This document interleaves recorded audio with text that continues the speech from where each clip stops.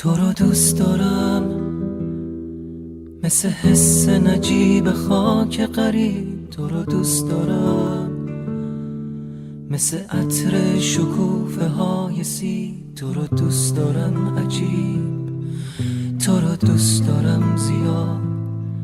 چطور پس دلت میاد منو تنهام بذاری؟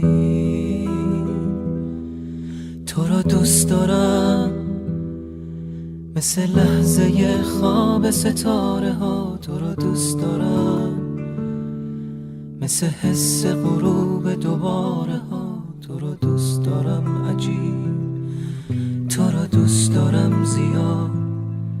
نگو پس دلت میاد منو تنهام بذاری؟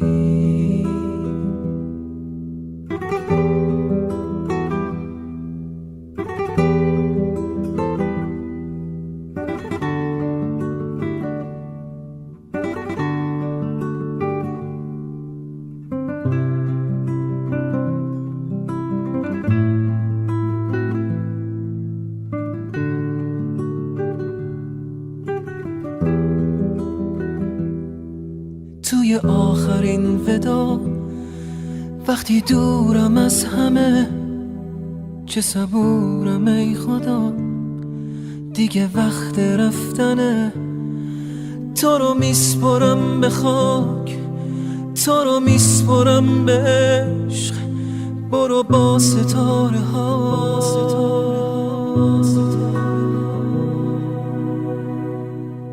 تو رو دوست دارم مثل حس دوباره تولدت. تو رو دوست دارم وقتی میگذری همیشه از خودت. تو رو دوست دارم مثل خواب خوب بچگی. بغلت میگیرم و میرم به سادگی.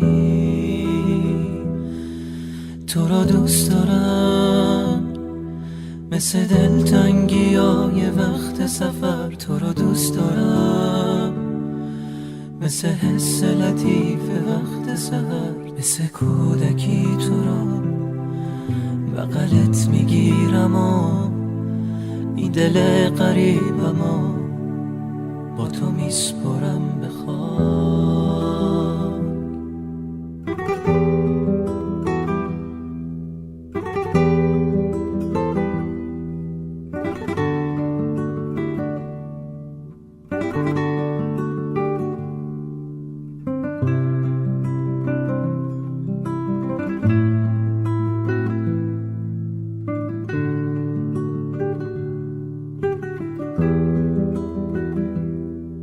توی آخرین ودا وقتی دورم از همه، چه صبورم ای خدا دیگه وقت رفتنه.